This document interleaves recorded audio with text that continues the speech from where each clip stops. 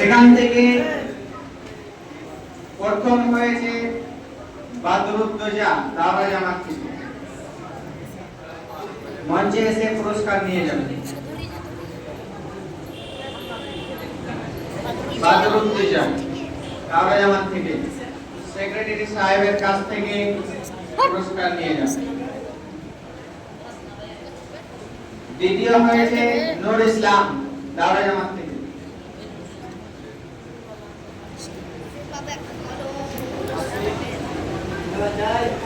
সে এসে সেক্রেটারি সাহেবের কাছ থেকে পুরস্কার নিয়ে যায়। তৃতীয় হয়েছে তাওহীদ আলম, মঞ্চে এসে পুরস্কার।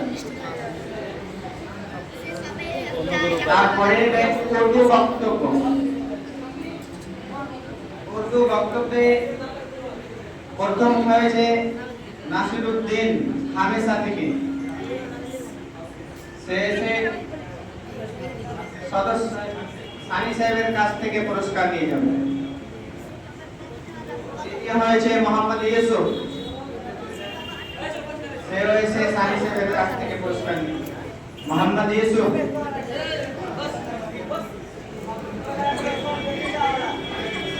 এরপরে যে বক্তব্য হয়েছিল ভাষায়, সেটা হচ্ছে ইংরেজি। এখানে প্রথম হয়েছে রাহিদ রেজা উলা জামাত থেকে। পুরস্কার নিয়ে যাবে সদস্য সাহেবের কাছ থেকে।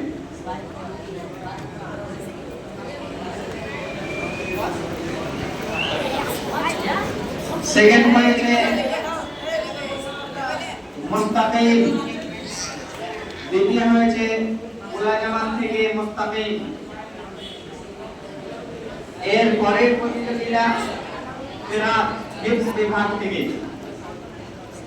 এখানে ফার্স্ট হয়েছে মিনহাজুল ইসলাম।